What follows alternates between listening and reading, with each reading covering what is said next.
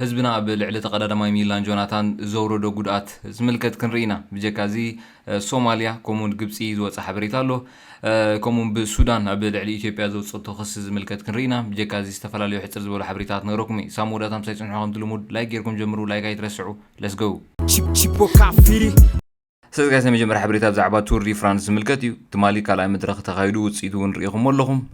ብዙሕ ነገር እውን ኣብ እዚ ካልኣይ መድረክ ተፈጢሩ ኣሎ ማለት እዩ ናይ ነጥቢ ምልውዋጥ ክኸውን ይኽእል እዩ ካልእ ፍፃመታት እውን ኣጋጢሞም ነይሮም ብፍላይ ከዓ ሓበሻ ዝተሳተፈሉ ከዓኒ ብዙሕ ፍፃመታት ነይሩ ማለት እዩ ብዛዕባ ክንርኢና መጀመርያ ግን እቲ ውፅኢት ከም ዝረኣኹሞ ትማሊ ናይ ዓቐብ እዩ ነይሩ ስለዚ ቢንያም ወይ ብሓፈሻ ግሪን ጀርዚ ብዙሕ ለውጢ ክገብር ከም ዘይክእል ፍሉጥ እዩ ነይሩ ማለት እዩ ስለዚ ብጫ ማልያ ከም ትግምት ብጫ ማልያ ብሙሉኡ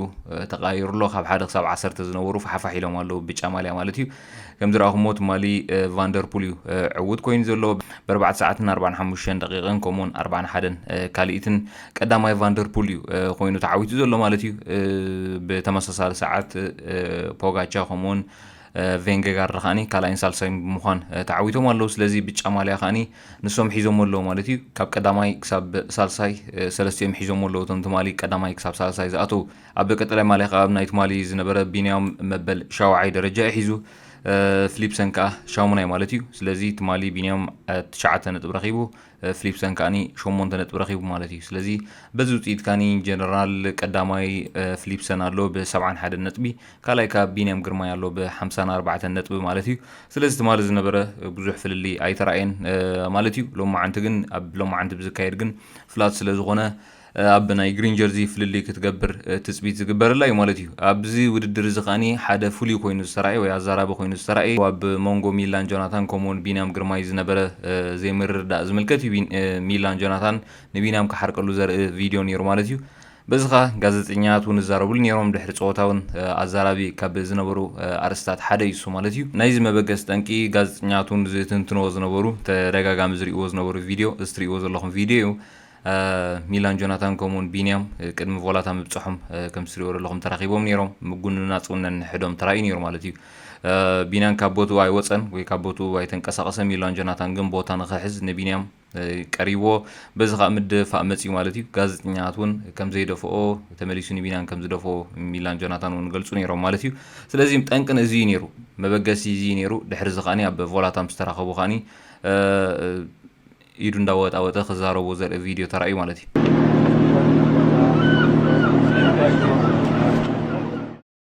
ሚላን እውን ድሕሪ ፀወታ የቕሬታ ሓቲቱ እዩ ከም ዝትሪእዎ ዘለኹም የቕሬታ እንዳሓተተ ዘርኢ እውን ቪድዮ ተዘርጊሑ ነይሩ ቢንያም ናብ መኪናው ቅድሚ ምእታው ሚላን መፅኡ የቕሬታ ሓቲትዎ እዩ ማለት እዩ ኣሰልጣኒ እውን ተሓቲቱ ነይሩ ኣሰልጣኒ ቢንያም እንታይ ጋጢሞ ብምባል ተሓቲቱ ነይሩ ይኹን እምበር ድሕሪ ፀወታ መፅኡ ቅሬታ ስለ ዝሓተተ ተዛዚሙ እዩ ብምባል መልሲ ክህበሉ ኣይደለየን ማለት እዩ ስለዚ ኣብዚኣ ተዛዚማ ናይ በዓል ቢንያምን ከምኡውን ናይ ሚላንን ተዘጋጠመቶም ማለት እዩ ድሕሪ ቅሬታ ተወዲኣ እንትኾነ ግን ብህዝብና ግን እቲ ወራር ክሳብ ሕጂ ይደቕፅል ዘሎ ማለት እዩ ሓበሻ ናብ ኢንስታግራሙ ብምኻድ ከም ዝትሪእዎ ዘለኹም ብኮመንት ርእይዎ ዘይፈልጥ ኮመንት እዩ ከዝንበሉ ጀሚሩ እዚ ኮመንት እዚ ከዓ ብምሉእ ፀርፊ እዩ ዝትሪእዎ ዘለኹም ብኽያት ናይ ሓበሻ መግቢ ናይ ቢንያም ስእሊ ማዓት ናይ ቢንያም ስእሊ ፀርፊ ከዓ ይደፍዎ ማለት እዩ ፅሑፋት ሰኒዮም ዝፀረፉ ከዓ ብጣዕሚ እዮም ብዙሓት መብዛሕትኡ ትግርኛ ስለ ዘሎ ኣታ በዳን ገለ ዝብል ኣለዎ ኤኒዌይስ ንሱታት ኣይርድኦን እዩ ሕቡሽ ጊደፍ እውን ዝብል ኣሎ ገሊኡ ዘረጋግእ ኣሎ ገሊኡ ዘረጋግእ ገሊኡ ዝፀረፍ ገሊኡ እውን ብሪስፔክት ዝምልሰሉ እውን ኣሎ ስለምንታይ ከምዚ ጌርካ ዝብል እውን ኣሎ ብሓፈሻ ኩሉ ፀርፊ እዩ ብሓፈሻ ድሕሪ ውሕዳት ደቂቕ እቲ ኮመንት ሴክሽን ኣጥፊእዎ እዩ እቲ ኮመንት ሴክሽን ናይ ቅድሚት ዝነበረ ኣጥፊእዎ እዩ እንተኾነ ሓበሻው ናይ ገድፍን እዩ ኣብቲ ድሕሪት ዝነበረ ቅድሚ ኣዋርሕ ዝተዘርግሐ ቪድዮታት ስእልታት ብምኻድ ከም ዝትሪእዎ ዘለኹም ብውሕዳት ደቂቕ 700 ገለን በፂሑ ኣሎ ማለት እዩ ከም ዝትሪእዎ ዘለኹም ብምሉእ ስእልታት ናይ ቢንያም ፀርፍታት በብዝኽእሎ ሰብ ጊደፍ ሓበሻ ዝብል እውን ኣሎ ዘረጋግእ እውን ኣሎ ምስ ይድመር እዩ ስለዚ 700 ገለን ሰባት ኣብዛ ኮመንት ፅሒፎም ኣለዉ ማለት እዩ ቅድሚ ወርሒ ዝተዘርግሐ እዩ ቅድሚት ዝነበረ ጥፊእዎ እዩ ኣብቲ ናይ ቅድሚ ኣዋርሕ ዝኸደ ስእልታት ከይዶም እዮም ዝፅሕፉ ዘለዉ ማለት እዩ ስለዚ ሚላን ድሕሪ እዚኣ ዝደግም ኣይመስልን እዩ ሰንቢድ እዩ ብምሉእ እቲ ኮመንት ሴክሽን ናይ ካልእ ስእልታት እውን ዘጥፎ እዩ ዝመስል ስለዚ ሕቡሽ ያኽለና ድሓን ካብዚ ንላዕሊ ኣይንፃረፍ ብኻልእ ደፀውዖ ከይከውን ንቢኒ ወይ ብኻልእ ድፀልዎ ከይከውን ስለዚ ፀርፊ ጊደፍ ሕቡሽ ብዛዕባ ቲፎዞ ካብ ምጥናግን ቲፎዞ ቢንያም ኣብዚ ሕጂ እዋን ዝበዝሐ ቲፎዞ ከም ዘለዎ ፍሉጥ እዩ ብጀካ እውን ካባና ወፃውን ንብዙሓት ፃዕዱ ዝድግፎ ዝዝምርሉ እውን ከምዚ ዓይነት ቪድዮ ርአ ነይረ ትማሊ